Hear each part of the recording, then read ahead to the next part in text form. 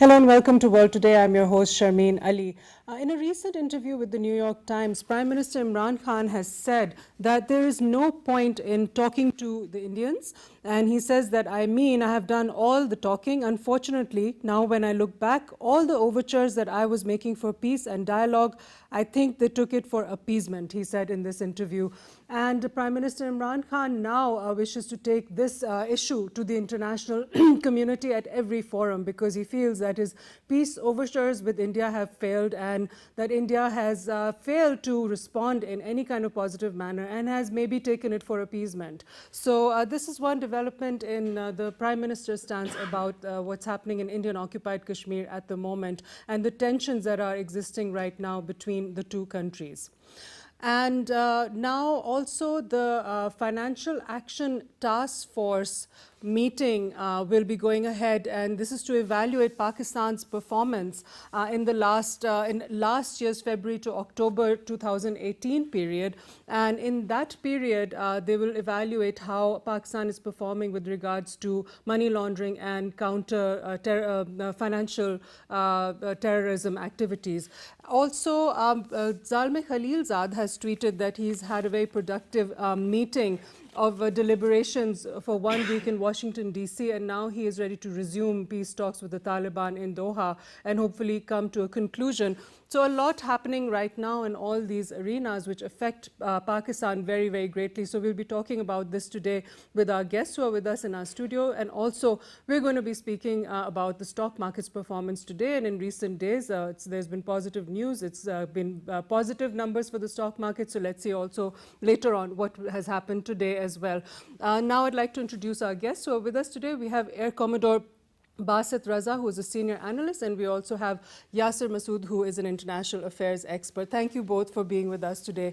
So, Air Commodore SAB, I'd like to ask you that now Prime Minister Imran Khan is changing his stance, because over the last 1 year since he's been elected, he has repeatedly tried and said that you know, come forward one step, we'll come forward 2 steps to bringing about peace in the subcontinent, because naturally that's the saner way to go forward. You have 2 nuclear powers, we're neighbors, it's in everybody's interest and it's in everybody's economic interest to go forward with peace. But the current Prime Minister Modi's government's mindset does not seem to be conducive to any sort of peace. So what would you think that of the Prime Minister's words now, what do you feel he's going to be doing next? I think it's a very, very intelligent move. For 1 year, he kept on trying, and the world was watching. Right from the day he took oath of his office till yesterday, he made all efforts to take India to on a table for discussions. But the Indian arrogance kept on multiplying. It kept on rising, not in arithmetic, but in geometric progression. And you know, now was the time. Then he said enough is enough.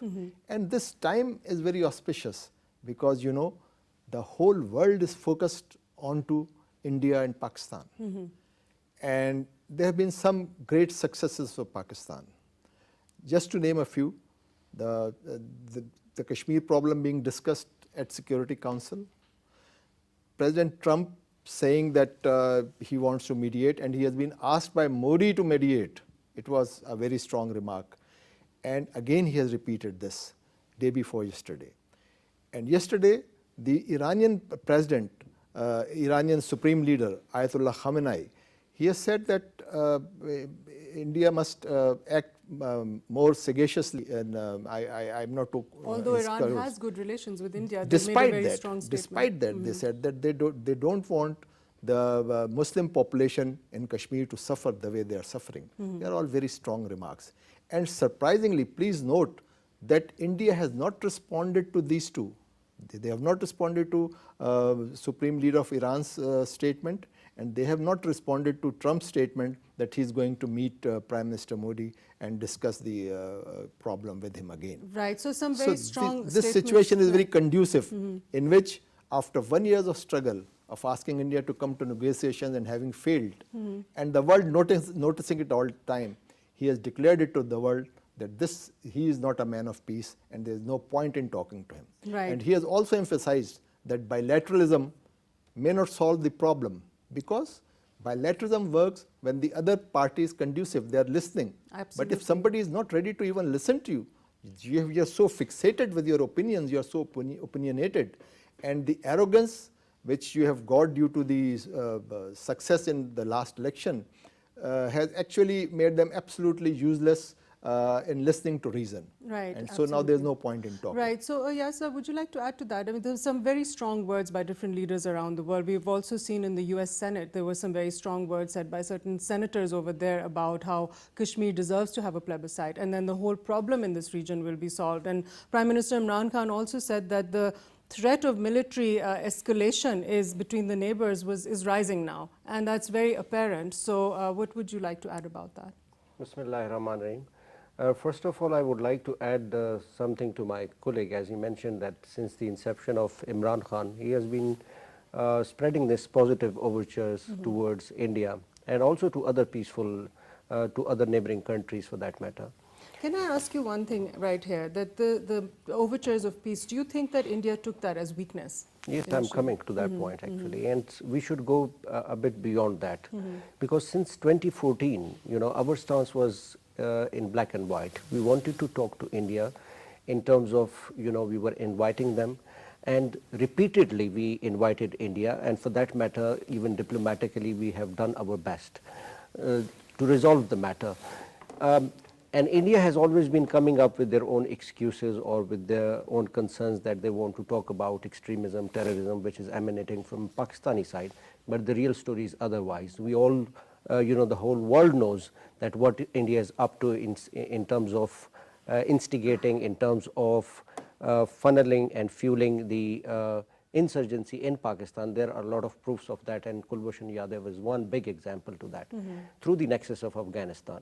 So obviously this is, India was standing on a very weak footing even when India was making this excuse. But I think India was not even in a position to talk with Pakistan, and they didn't want to, because the reason is the BJP's manifesto is crystal clear, and it was on the cards. They wanted to abrogate Article 370 and 335A.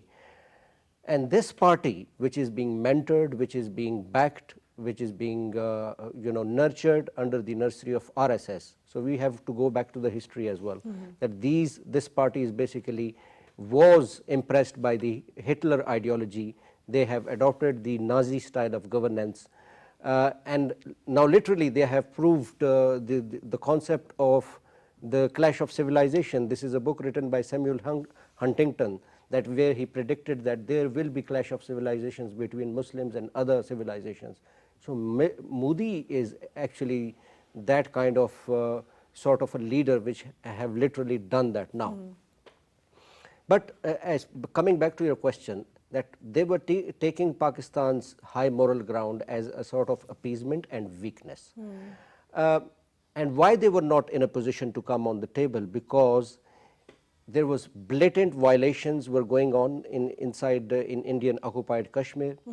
The worst examples they have set in Indian occupied Kashmir in terms of pulverizing the freedom movement, in terms of media blackout time and again and over the years. So definitely they were not in the position.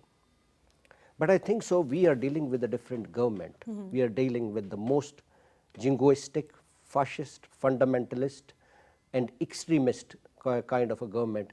So with that kind of lot which are at the hem of affairs, we had to pay them in the same coins. We have to respond them by looking into their eyes, straight into their eyes, with eyeball to eyeball confrontation, and that's where I think things will be sorted out. Right. Look, I'll give you an example. Like even if we see the history, in a situation where in the Kargil, India was in a position there where they were ready to talk to Pakistan about anything and everything. Look what happened in February. We downed their 2 jets and we caught their Indian pilot.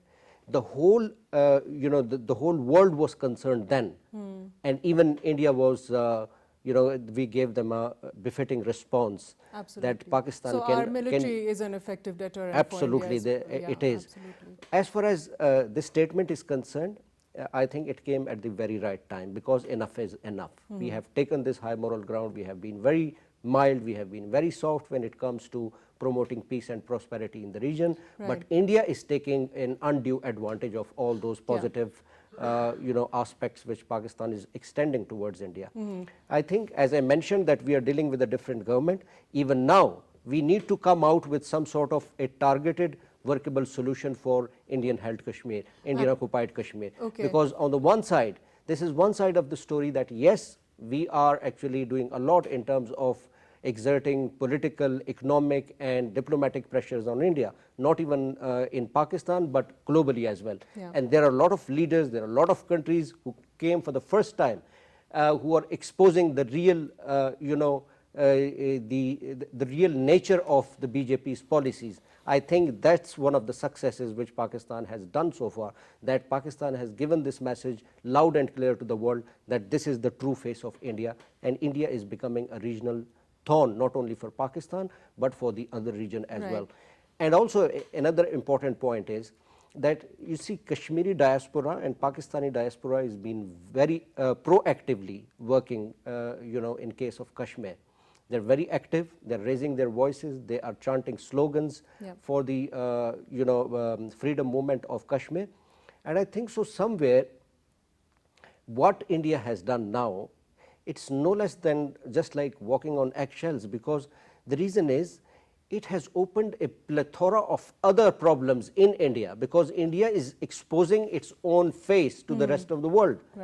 And even the Sikh community, the Jain community over there, the other minorities, they are the Christians, they are highly perturbed. They are very much concerned that if this secular face of India, this so-called biggest democracy of the world, if they are doing this against Muslims, what would be their fate in the coming time? Absolutely, because the Nazi ideology is not going to stop at anybody. Absolutely. It will So be I think against so. all religious So I think minorities. India is has just like shot in in their own foot. They fired in their own foot by doing coming up with policies like that. Because it's brought this to the world's forefront now, and it's being discussed everywhere in the world right now as we speak. So, sir, I'd like to ask you this, Air Commodore Basit, that, okay, we're talking about now in recent events. Pakistan's been very proactive and doing a lot of things, holding rallies, and the Foreign Minister, Shah Mahmood Qureshi, he's been very active with the diaspora and everything.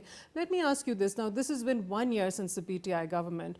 Previous years, we also saw certain activities happening. We've seen atrocities in Indian occupied Kashmir with the death of Burhan Wani and all of the pellet gun usage over there and the victims. And we've also caught an Indian spy serving officer in the Indian Navy in Pakistan. Why is it that for so many years prior to this incident has Pakistan not been proactive about all of this? And why haven't we been more vocal on international forums previously? Why have we been quiet for so long? I would only say this, that perhaps there is more clarity on what we need to do, because we were toying with the militancy and political maneuvers. Now I think the decision has been taken that we will go on only on the diplomatic offensive, and that has yielded very good results. As I just mentioned, that it went to Security Council, even the United States President. United States is a strategic ally of India. They have strategic partnership, and yet he's coming so strongly. This is a success of foreign policy, because America within the last 1 year, because prior to that we didn't even have a foreign minister. That's right. Before 1 year before, the situation was very bleak.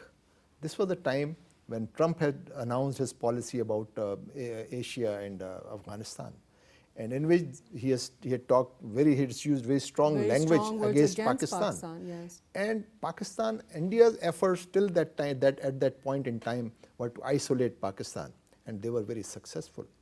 Pakistan was isolated, but middle of last year, middle of 2018, the whole dynamics changed actually, and largely due to the Afghanistan issue, because Trump finally said that now I want to fulfill my pre-election promise of pulling out the forces from Afghanistan.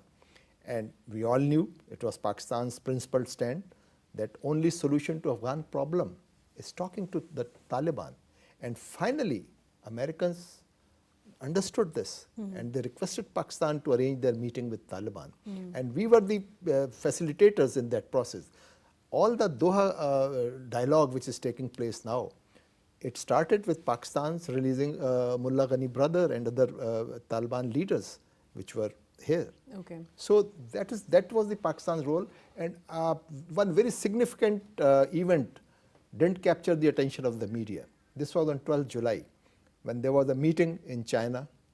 There's a 3 nations consultative forum comprising of Russia, China and USA. It oversees the Doha dialogue process because these are the regional powers who are interested in Afghanistan's fate. And that is why there's chances that now the problem will solve because now all those 3 are on one page. On the same page. They That's very keep discussing. important. Right. So on 12th July, Pakistan was invited in that forum. So from 3-nation forum, it became a 4-nation forum consultative body. Right. And so Pakistan actually came onto the center stage of Afghanistan issue. And the Afghan peace process, Pakistan has a central role, key role in it. Right. And India has been eliminated from there. And yesterday's Trump's statement is very significant. He said that it is not America's responsibility to fight the war on terror. Other nations have to play a part. Yeah. And he said that Pakistan is playing a part Yeah. and India is not playing a part. Right. I do not know why our media didn't notice. This should have been a bold caption on Because our it's newspapers. contrary to Indian interest to have peace in Afghanistan. They've got a lot of financial, investments and all over there, Yes. which they want their influence there to be greater than Pakistan's and for their, the government to change and all of that. But going back to now how India had successfully managed in the past to use the post 9/11 narrative that Pakistan, you link it up with terrorism and then try and snub them and have the whole world snub Pakistan. Now, as Commodore SAB was just saying, that with the Afghan peace talks, Prime Minister Imran Khan has always propagated peace, process of negotiation with the Taliban, and he's always been against military force over there because he sort of understood that region and what would work there. So due to that, that narrative has been dispelled, and you've seen President Trump, he met with Prime Minister Imran Khan. He said that he offered to mediate in Kashmir, and now there's been a series of phone calls between President Trump and the 2 leaders, Prime Minister Modi and Prime Minister Imran Khan. And in one of the conversations, he did ask Prime Minister Imran Khan to tone down his rhetoric per Prime Minister Modi's request, Yes. that its incendiary remarks and etc. is causing destabilization. I think maybe that may had an effect for a day or 2, but now you're seeing Prime Minister Imran Khan being vocal again because what does Pakistan get by complying with whatever India requests when they have no respect or regard for any sort of agreement? What would you like to say about that? First of all, we should realize and understand that what is this whole Afghan conundrum and what was Pakistan's stance. The nation is suffering from the last 40 years, and I see 2 important aspects because of through which this nation is suffering. One is the unilateral interests of the regional states. They not only exploited but kept lingering on the internal discord among Afghanistan. And the external regional powers, their policy of sort of rationale, aggressive rationale, has further exploited the Afghanistan situation. But as far as Pakistan is concerned, 18 years of war in Afghanistan, United States of America basically came up with 3 major objectives. One was to eliminate extremism and terrorism from the land of Afghanistan, to bring true democracy in Afghanistan, and the third one was to bring peace and prosperity and development to this region. And if we see that none of the objectives have been achieved over the years, rather we have seen that there is more Talibanization, there is more extremism, there are new factions like Daesh for that matter, and we see that there is more sort of unrest in Afghanistan. So the approach had to change. Pakistan, right from its scratch, Pakistan took the stance that there is only one solution to the Afghan problem, and that is the political resolution. Militarily, if we keep on staying over there, like for that matter, like United States of America, it will not end up anywhere. In that particular context, I think Pakistan has a big diplomatic success, because at the end of the day, United States of America came at the same conclusion where Pakistan has been browbeating right from beginning, that there is only There's one only one solution to the Afghan right. conundrum, and that is We'll political get into solution. the conclusion of Afghan peace talks, which is coming up. But first, I want to just go back to the Kashmir issue and what's happening with that right now. That President Trump is now looking to meet with Prime Minister Modi over the weekend in Biarritz, France, during the G7 meeting. So what can be expected out of that meeting? I mean, what do we hope to see happen, or any progress at all? Can we expect I think things should be very crystal clear when it comes to even the policy making of United States of America, because United States of America in reality now wants to pull out their troops, and there are multiple reasons of that. One, election is presidential election in Afghanistan is on 28th of September, which is just around the corner. The election, next year election in United States of America is just near, and that's why United States Donald Trump wants to take it as a political tool and satisfy its people, its populace, that they have achieved something in Afghanistan by pulling out troops.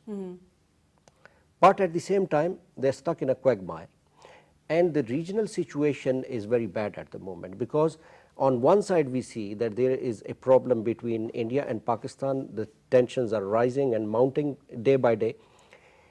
I personally believe that if United States of America wants to resolve this matter, they have to be very logical in terms of resolving the Kashmir issue as well, because when we say that even United States of America for that matter says that peace in Kabul is for peace in Kabul the road leads to Islamabad.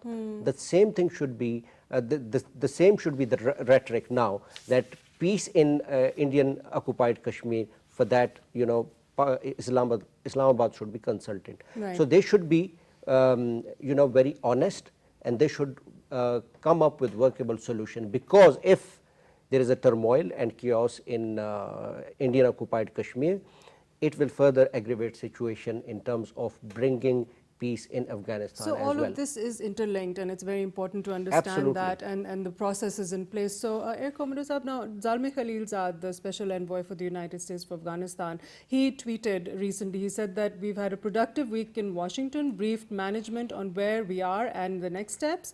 Back on the road again, first stop Doha, where we will try and close on remaining issues. We're ready. Let's see if the Taliban are as well. So now in this upcoming meeting in Doha, they're expecting the US envoy is expecting to conclude the talks with the Taliban about Afghanistan, and this was always a deadline that was vaguely there, 1st of September, so that Afghan elections are coming up as well. So that was something they were aiming towards. So do you feel that this is a little bit maybe hasty to have a withdrawal right now and have a conclusion? And how is this troop withdrawal expected to take place?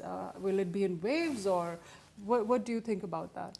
I personally feel that this is optimistic, although the last week's activity of Zalmay Khalilzad in United States was very significant. There was a meeting at a golf resort of Mr. Trump, in which the President of United States, Trump himself, Pompeo, Foreign Secretary, the Defense Secretary, John Bolton, their NSA, General Dunsford, their Joint Chiefs of Staff Committee Chairman. I mean, all the people who matter were in that, and Zalmay Khalilzad briefed them. And they got very clear direction from President Trump, who wants the peace agreement signed immediately. I mean, I personally feel that there are still sticking points. So he must have given certain concessions, the leeway to Khalilzad to further negotiate. The two sticking points had been that Taliban, Americans were demanding immediate ceasefire, and Taliban talking to the Afghan government. It was the sticking point. And from Taliban side, they wanted a schedule of withdrawal of American forces first. So what comes first and what follows will be settled, and there may be one or two more rounds. There will be a sort of schematic may be worked, but the nitty-gritty still left, and the devil is in the detail, as they say. So I don't think that we are looking for an immediate agreement. Okay, right. But there will be the process would move forward. And as far as the Afghan election is concerned, I don't know how sacrosanct that date is, because it has already been postponed twice. So if there is no significant progress, then that can again be postponed.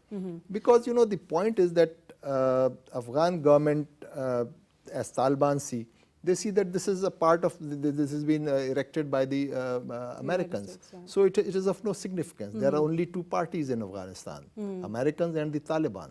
So all the negotiations have to take place. But Pakistan's convincing and all that, they have agreed that they will have a broad-based meeting. Yeah, in which intra-Afghan dialogue. Intra-Afghan dialogue. Yeah. So they, rather than talking to the Afghan government, they want an intra-Afghan dialogue in which the reps of the government can also participate. Right. Okay. So this is a compromise situation. With this, things will further move. But I personally feel that when I think about it, I think that it will still take some time for a peace agreement to be actually signed. Right, okay. And so, Sharma, so what I wanted to ask now is that we're seeing a lot of violence still taking place in Kabul and in Afghanistan, especially against some election candidates who are with the President Ashraf Ghani's party. We've also seen a recent attack on a wedding party, and this has been very frequent, wedding party attacks, because that's an easy target. And most recently, 63 people were killed. All these violent attacks are not very promising when you think of the fact that a peace process is in place right now and it's about to be concluded. So let me ask you this, that okay, the last attack on the wedding party was claimed by IS. What sort of control does the Taliban have over the IS in Afghanistan? Will they be able to manage them once the US troops are withdrawn? And also amongst themselves, what if there are rogue elements and things like that? How will they ensure that there will be peace in the country and the country won't be used to have further terrorist attacks against other countries? I think this peace process should not be taken as a textbook rule that peace is going, they're making their efforts for peace. I think after peace is something which is, all the parties should be more concerned about that. Because the situation is still very much volatile in the land of Afghanistan. And let me tell you that there are about 21 terrorist organizations actively working in Afghanistan. They have different factions. The most important one are obviously Taliban, because they are actually occupying a lot of place in Afghanistan. More than 70% of territory is under the influence of Taliban's. And that's where, I pointed out that the most horrendous thing is that these other terrorist organizations like ISIS, for that matter, they're being very actively, creating violence inside Afghanistan. And that's where I think even the Afghan people, the Afghan government, the Afghan other major stakeholders who are after peace and they're putting all their efforts together, they're very much concerned that what next, because that's has happened even in the past as well. I think the situation is more grave inside Afghanistan.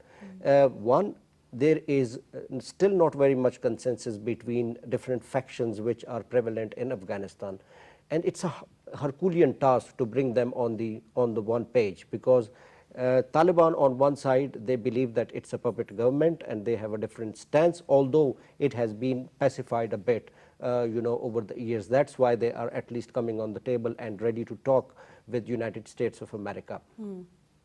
Taliban, their policy matter is very much crystal clear. They're very clear about what they are up against. Right. For example, like they say that one, their guarantee, they have given this guarantee that Afghanistan soil will not be used for any terrorist activities, or else there will not be any terrorist activities orchestrated inside Afghanistan, and that will be used against other countries, even for that matter Pakistan or any other regional country, which is absolutely fine. That's a very positive gesture.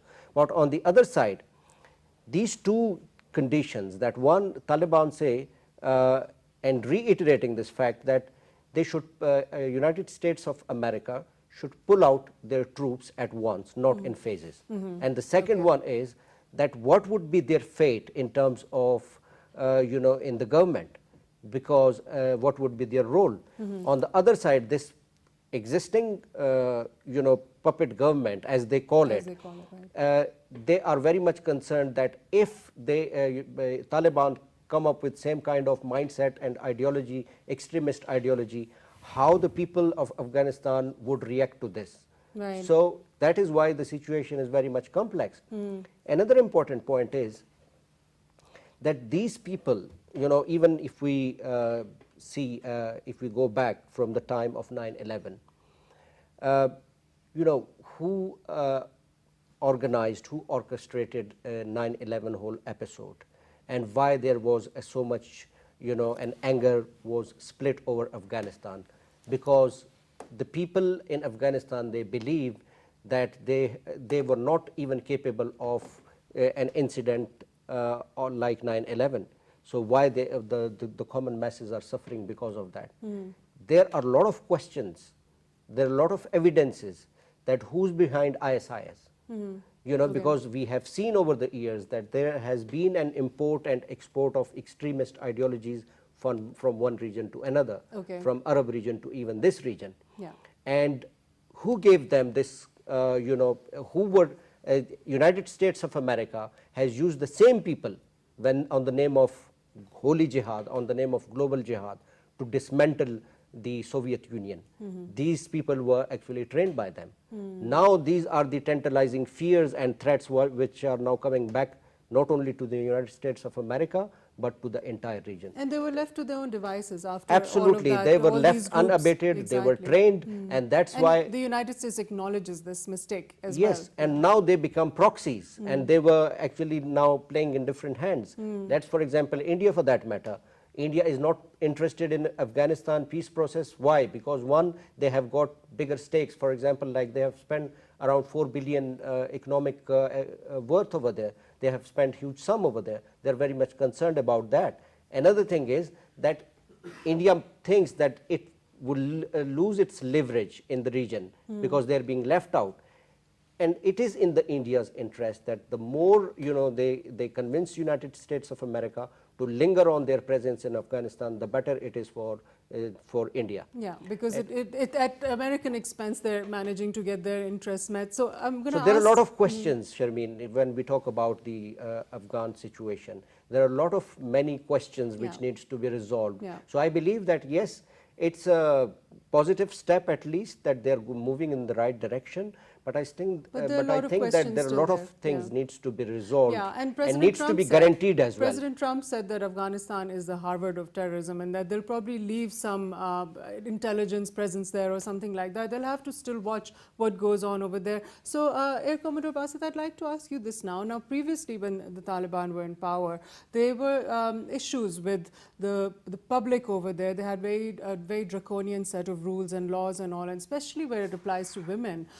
There were very stern kind of policies over there in place. So what is going to be the fate of the people there under Taliban rule if it does come about? And how is that country going to settle down again with that type of a government?